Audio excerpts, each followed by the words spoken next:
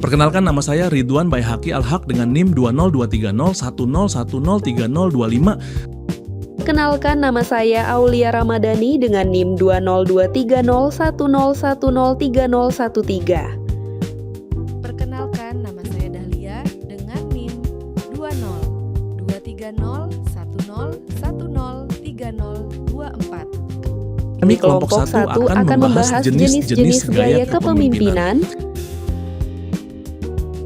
Sebelum kita membahas berbagai gaya kepemimpinan, kita pahami terlebih dahulu dua konsep dasar, yaitu gaya dan kepemimpinan. Gaya adalah cara atau pola seseorang dalam bersikap dan bertindak dalam situasi tertentu. Dalam konteks organisasi, gaya menunjukkan bagaimana seseorang berinteraksi, mengambil keputusan, dan memengaruhi orang lain. Sedangkan kepemimpinan adalah kemampuan seseorang untuk memengaruhi, mengarahkan, dan menggerakkan orang lain agar mau bekerja sama dalam mencapai tujuan bersama. Dengan demikian, gaya kepemimpinan dapat diartikan sebagai cara seorang pemimpin dalam memengaruhi dan mengarahkan bawahannya untuk mencapai tujuan organisasi. Selanjutnya, kita akan membahas berbagai gaya kepemimpinan yang umum digunakan dalam organisasi. Ada 9 gaya kepemimpinan yang wajib banget kamu tahu.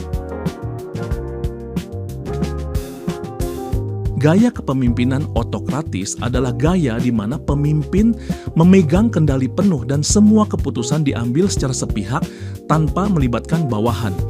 Gaya ini didasari teori X yang menganggap karyawan perlu dikontrol, serta konsep hierarki dari Weber yang menekankan aturan dan struktur yang jelas. Ciri utama gaya ini adalah kontrol penuh dari pemimpin, komunikasi satu arah, dan minimnya ruang bagi bawahan untuk berpendapat. Kelebihannya adalah efisiensi dan kejelasan arah, terutama dalam kondisi darurat.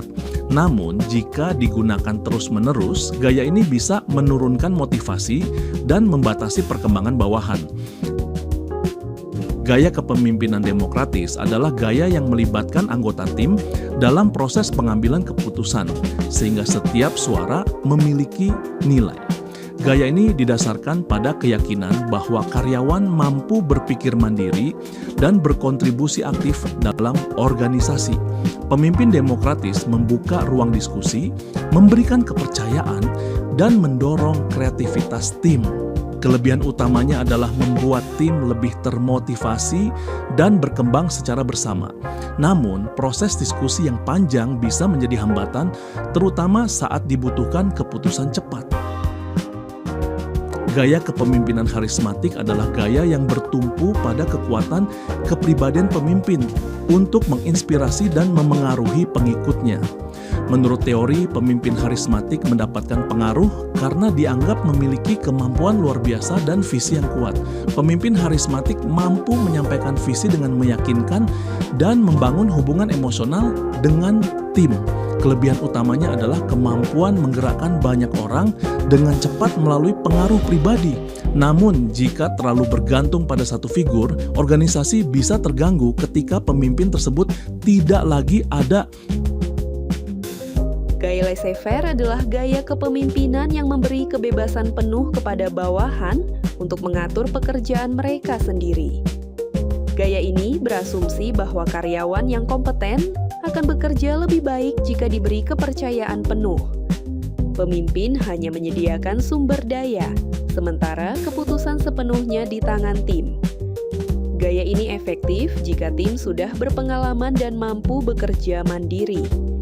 Tanpa arahan yang jelas, gaya ini bisa menyebabkan kebingungan dan penurunan kinerja. Gaya paternalistik menempatkan pemimpin sebagai figur pelindung yang peduli dan membimbing bawahan. Gaya ini menekankan hubungan timbal balik dan ikatan emosional antara pemimpin dan bawahan. Pemimpin tidak hanya mengatur pekerjaan, tetapi juga memperhatikan kehidupan bawahan. Kelebihannya adalah terciptanya hubungan yang erat dan penuh kepercayaan. Namun gaya ini bisa menghambat kemandirian dan berisiko tidak adil. Gaya transaksional adalah gaya yang menekankan pertukaran antara kinerja dan imbalan. Perilaku bawahan dibentuk melalui reward dan punishment.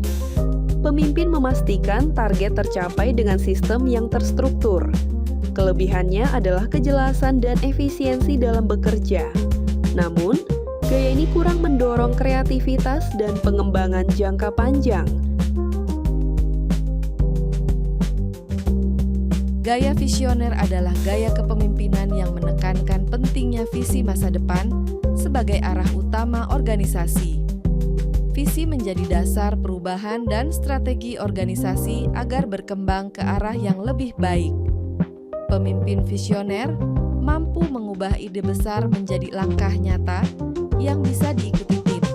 Kelebihannya adalah memberikan makna kerja dan mendorong organisasi terus berkembang. Tanpa implementasi yang baik, visi hanya akan menjadi wacana.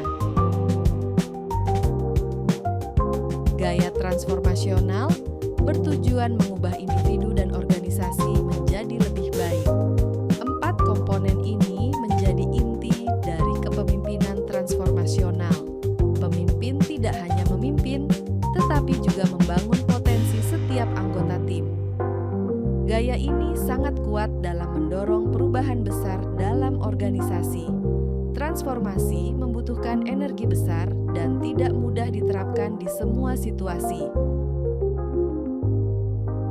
Servant leadership menempatkan pemimpin sebagai pelayan yang membantu tim berkembang. Gaya ini menekankan hubungan yang saling mendukung antara pemimpin dan bawahan. Pemimpin melayani dengan empati dan membantu setiap anggota mencapai potensinya. Kelebihannya adalah terciptanya lingkungan kerja yang sehat dan suportif. Gaya ini bisa kurang efektif jika organisasi terlalu menuntut hasil cepat. Dari keseluruhan gaya kepemimpinan tersebut, dapat disimpulkan bahwa tidak ada satu gaya yang paling benar atau paling baik. Seorang pemimpin yang efektif adalah yang mampu menyesuaikan gaya kepemimpinannya dengan situasi, kondisi, dan kebutuhan tim. Pertanyaan untuk penonton, dari berbagai gaya kepemimpinan yang telah dijelaskan, menurut kalian gaya mana yang paling mencerminkan diri kalian selama ini?